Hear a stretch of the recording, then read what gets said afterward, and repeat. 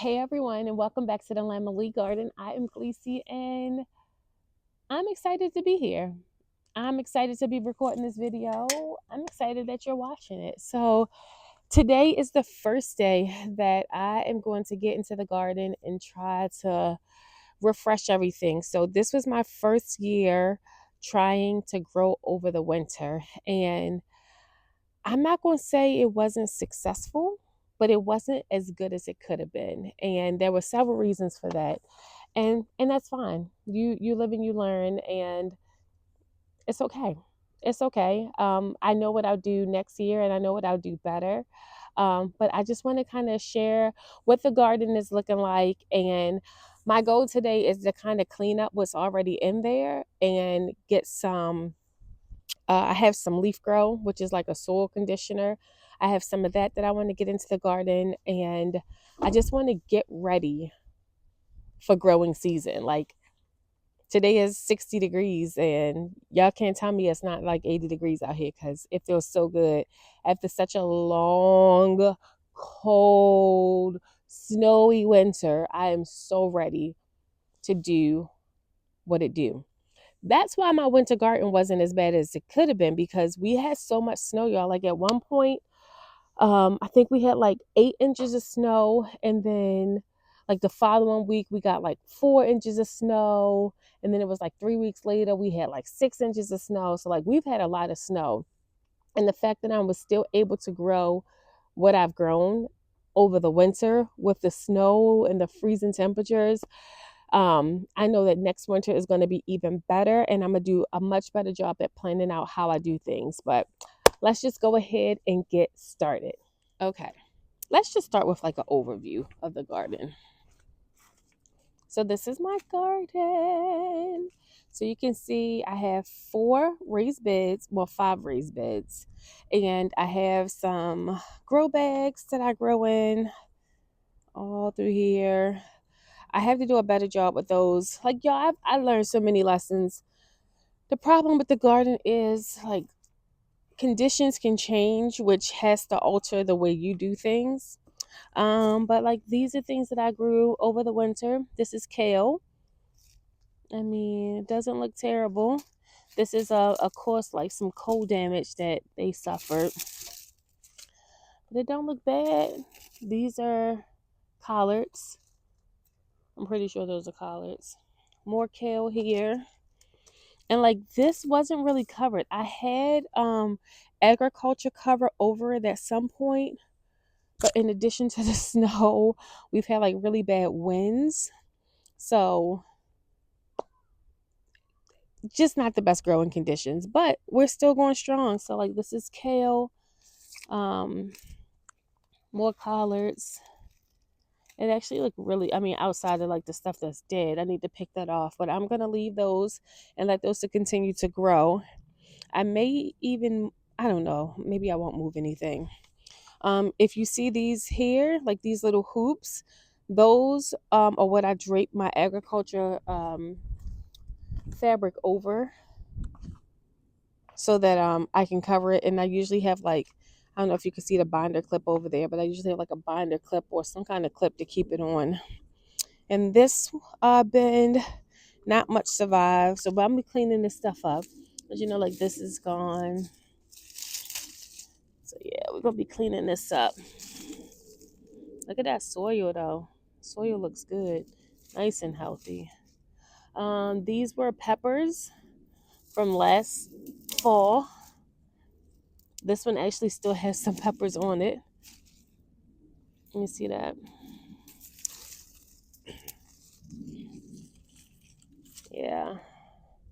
I planted some strawberries here last year. It's like end of the season just to see how they did. And these strawberries did really well. I think I'm gonna continue to allow them to grow along the edge of this bin. More um collards. Yeah, this is collards here. So what? Let's see. One, two, three collard plants and two kale. Not bad. Over here, These are collards as well. I had some carrots growing over here. That's why that cardboard is there, so that I can try to keep the soil moist. And then when the carrots actually sprouted, I took it off. But you can see like there's a little carrot peeking through there. Those like I planted in the fall, so I don't know. Here we have more kale, like lots of damage, but I'm going to clean all of this stuff up today. So that is fine. We'll walk over here to these raised beds. Once again, more, these are peppers that they just overwintered. So I'll be cleaning this stuff up. Peppers, more grow bags. And then y'all, I was so proud of this. And I didn't realize that my greenhouse had flown away. Like y'all, it was all the way in my neighbor's yard. I'm not even sure if it was this neighbor or the neighbor behind me, but it was not here. And this was gone and I didn't realize it, and I was really sad. So this stuff suffered really, really badly. Oh my gosh, it's so hot in there. I feel the heat coming off, but I'm gonna take my greenhouse off. So this is what I was so proud of this year because it did so well. Now, as you can see, this damage looks different than the damage on the other plants. So I'm not sure what kind of damage this is. Like maybe it's like because it was too hot, especially with I think yesterday it was like 72 degrees. I don't know. I worked all day yesterday, so I didn't come outside at all. But like I'm not sure what kind of damage this is, but if you guys know, let me know. So I can do a better job next year. But like look at all this food, y'all. Look at all this food. It needs to be cleaned up because I mean we ain't eating the damaged part, but we gonna eat the rest of that. Yes, we are. But I was very proud of. Let me zoom out. Very proud of this. And what I was able to do over the summer. I mean, over the winter. So I definitely recommend this greenhouse. I got it off of Amazon. I can link it below. It did really well in my raised bed, as you can see. So my raised bed is about 8 feet, and I think this is like 6 feet, maybe 5. So I did have some stuff that was outside of the greenhouse, which still did pretty well. You can see the kale here, it still did pretty well. And then that was, like I said, more pepper plants. That's because the pepper plants took forever to die. So I just left them. I was like, well, if they're going to keep producing, then let's just let them do what they do. And they did. I got peppers well into November, which is crazy. That's probably why winter was so bad because we had not freezing weather for a long time. But anyway, I'm going to get in here and clean up this bed as well. Kind of get rid of the damaged stuff. I'm not going to promise that I'm going to fertilize, but my plan is to eventually fertilize. I work a half day tomorrow as well. So if I don't get to it today, I probably will fertilize everything today. I'm going to try to clean out my green stalks. They did not do well for me last year, y'all. I was not a fan. Part of the problem was we didn't get a lot of rain. We did not get a lot of rain. So we had really bad drought conditions. I tried to grow in this little plastic frame. But we had the rain was non-existent. Let me see if I can keep this open. So yeah, I tried to grow in here, but this is where I will put like, garden stuff. My seedlings will go in here as well.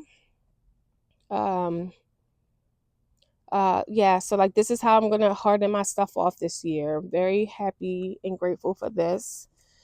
Yeah, my husband understands the importance of me gardening. Gardening is therapy. I'm a much happy person, when I'm able to get out here and get my hands dirty and grow some food. But yeah, so I have 2 green stalks. I have this one here, one on the other side. I'm not sure what I'm going to grow in them. I had tomatoes, not tomatoes, strawberries in them. You can see like my strawberry leaves, my strawberry plants there. Um, but yeah, so what is so ironic to me, these are strawberry plants, right? Like these are dead.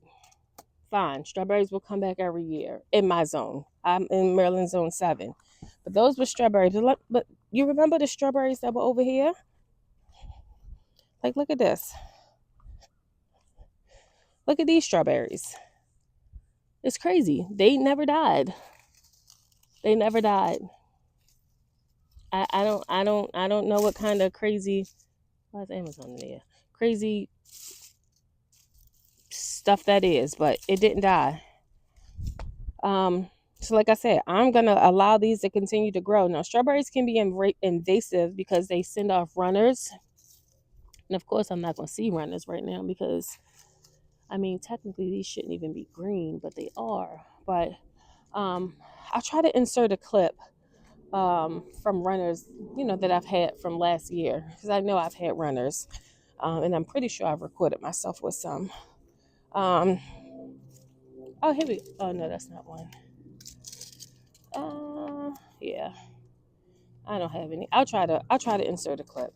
But strawberries create runners that if the runner plants or like goes into the soil, it will create um, a whole nother strawberry plant, which could be really good if you want a bunch of strawberries, which I do. So we're gonna have strawberries. But anyway, this is the garden. This is the raw garden. Like me just coming out here. Like, yes, I had stuff planted, but I have definitely not been out here tending to it because y'all, it's too cold. I hate the cold. It is not for me. So like I said, I'm gonna go ahead, clean out these beds, fill up some of these bags, because it's time to get to work. It's time to get to work. Today, I'm just going to, like I said, kind of clean stuff up, fill it up, and I'm going to start on my garden plan. I know what I want to grow. I don't know where I'm going to grow it. But I feel like I don't want to keep this information to myself. So I plan on inviting people in my area to in like a grow with me series. So be on the lookout for that. I really feel like it's important for people to have these tools of being able to grow their own food. Um, I can't tell y'all the difference that your food tastes when you grow it yourself. Like it's just something that you have to experience. Um, but I can tell you this, every time I go to the store or the grocery store and I have to buy tomatoes, like I just frown my face up like, oh, those tomatoes are beneath me. Like they're not even red. Like, ugh. But yes, but that is the benefit of growing your own food. I promise you, while it may be work, you can put things in place so that your garden just works for you. For me, it's therapeutic to be out here. For others, it might be like a chore, but it is so worth it. Like I can't even say 95% because last year was such a rough year, but I'm going to say I grow at least 70% of what my family consumes as far as vegetables. 70%. And if you go ahead and subscribe, you'll see how I do that, how I preserve it. I started canning 2 years ago. I started canning, and all of my tomatoes that I grew last year, like I have in my freezer, and they need to be canned. So there will be some videos about canning and preserving and kind of what I do with the stuff that I grow. All right, let's get to work.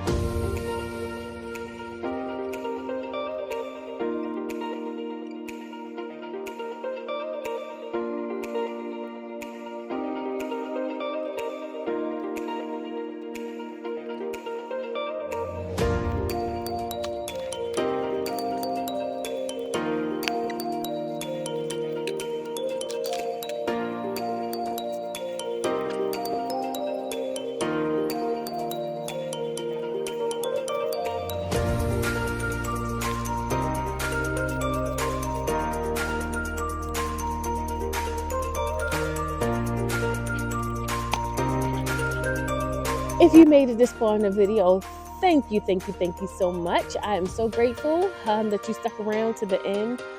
Just remember, you gotta subscribe to the channel, turn on the notification bell, help my channel grow.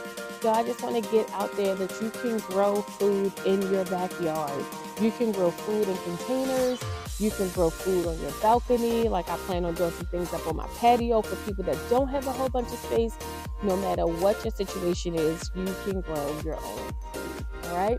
Just remember, all you got to do is put your seeds in the ground. Bye, guys.